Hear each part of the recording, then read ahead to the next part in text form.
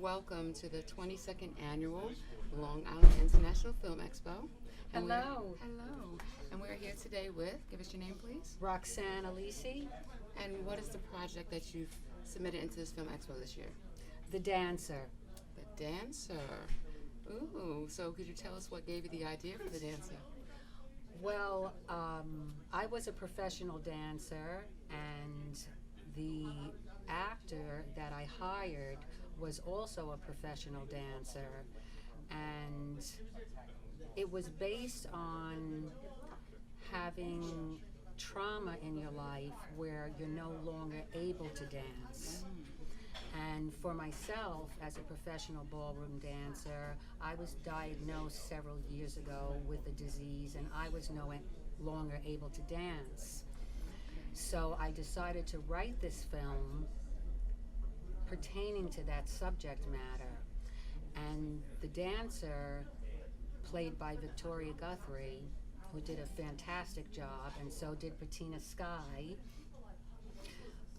She has an accident, but I can't tell you much more than that. But the thought was developed because I knew I wasn't able to dance any longer. But I was very fortunate because I had a very wise father, and he had told me when I was in college not to study one art form.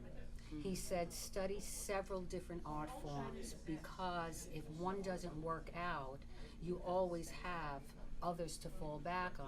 Absolutely. Which is true, because I don't dance anymore, but I'm doing other things like this. That's amazing. So the film, she doesn't have anything else.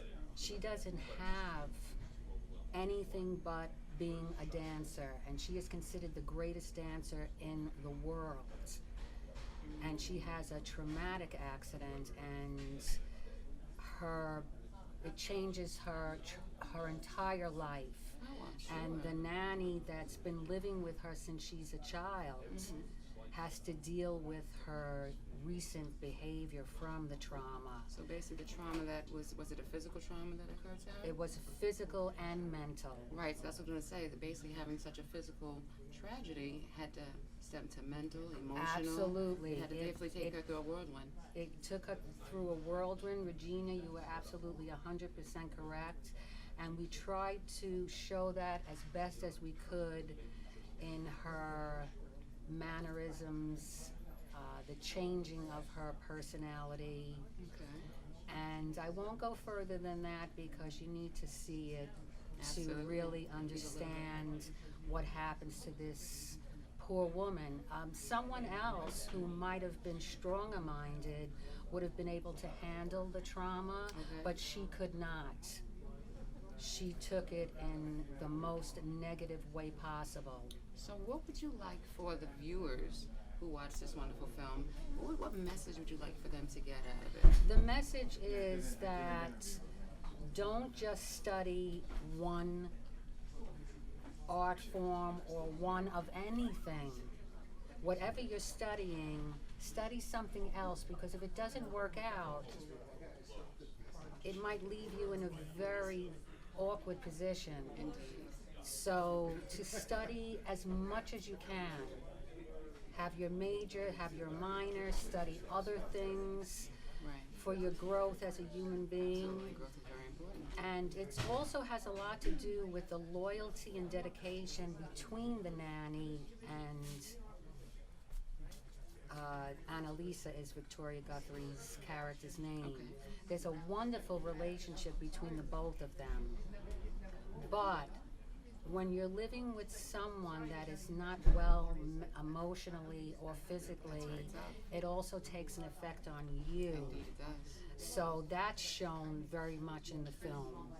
Okay. So I'm trying to show a very solid relationship between two people with a lot of love and adoration, and to study more than one subject in your lifetime. So basically, if you had to put it in a little model that people can kind of keep in their head, you would basically be telling them the only limitations we have are the limitations we set for ourselves. Would you agree with that? Absolutely. Absolutely. Absolutely, Regina. Absolutely. You said it. So, what other films or projects are you currently working on?